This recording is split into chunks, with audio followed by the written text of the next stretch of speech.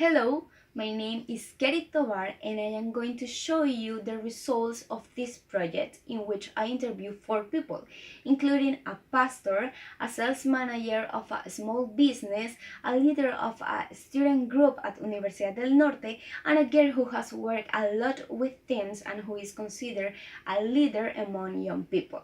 First of all, I'm going to show or to mention the similarities between their responses and the most important aspects, and then to highlight the differences between them in order to understand what is especially important to improve my leadership and to be a stronger and more effective individual. When we were talking about necessary skills on a leader, all of them mention the capacity to set goals and a specific objective in order to know what to do and to have a plan. If we have a clear vision of what we want, we are going to be able to influence others to accomplish those goals, which is basically the highest purpose of leading. Another component is communicating with people and especially with teams. In this case, it's not only about talking, but to know how to understand others, how to listen to others, and how to see their abilities, their skills in order to delegate some responsibilities so people feel important and useful. Some attitudes that they feel or they think they have as effective leaders are self-awareness, empathy, and charisma.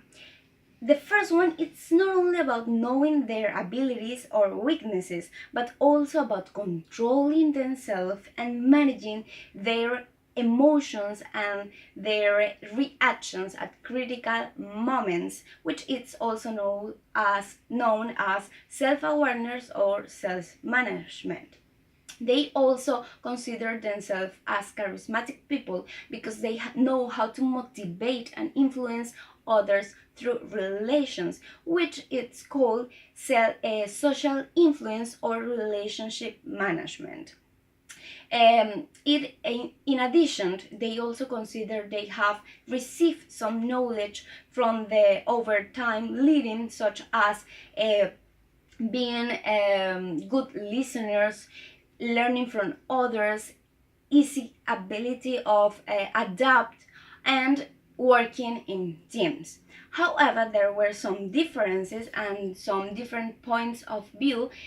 For example, the pastor told me that his most important values are related to God and the values related to him.